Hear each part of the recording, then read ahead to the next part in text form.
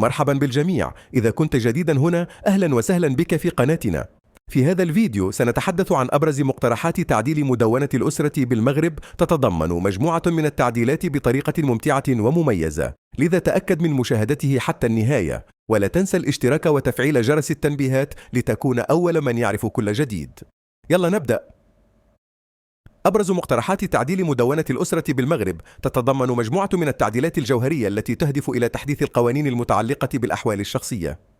إليك أبرز هذه المقترحات. الأولى: تعدد الزوجات، استطلاع رأي الزوجة. يشترط استطلاع رأي الزوجة أثناء توثيق عقد الزواج حول اشتراطها عدم التزوج عليها. إذا نص العقد على ذلك، يصبح الشرط ملزما للزوج، مما يعني أنه لا يحق له التعدد إذا اشترطت الزوجة ذلك. ظروف استثنائية للتعدد. في حال عدم وجود شرط عدم التعدد، يسمح بالتعدد فقط في ظروف استثنائية مثل العقم أو الأمراض المانعة للمعاشرة، أو وفق تقدير القاضي. المرحلة الثانية: الحضانة والنيابة القانونية، حق مشترك. تم النص على أن النيابة القانونية ستكون حقا مشتركا بين الزوجين أثناء العلاقة الزوجية وبعد الانفصال، مع إمكانية الرجوع إلى قاضي الأسرة في حال نشوء خلاف. تعزيز حقوق الأم. تم تعزيز حقوق الأم المطلقة في حضانة أطفالها حتى في حالة زواجها، مع ضمان حقها في سكن المحضون وتنظيم زياراته.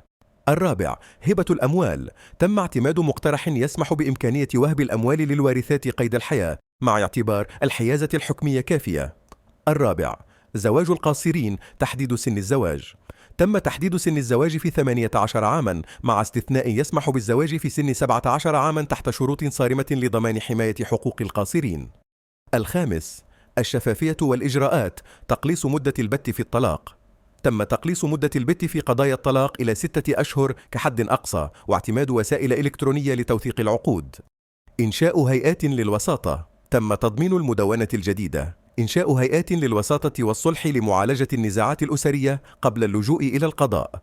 السادس: توثيق الخطبة والزواج، إمكانية توثيق الخطبة. تم النص على إمكانية توثيق الخطبة واعتماد عقد الزواج كقاعدة لإثبات الزوجية. تسعى هذه التعديلات إلى موائمة القوانين مع التطورات الاجتماعية والاقتصادية في المغرب، وتعزيز حقوق المرأة وحماية حقوق الأطفال، مع الحفاظ على كرامة الرجل.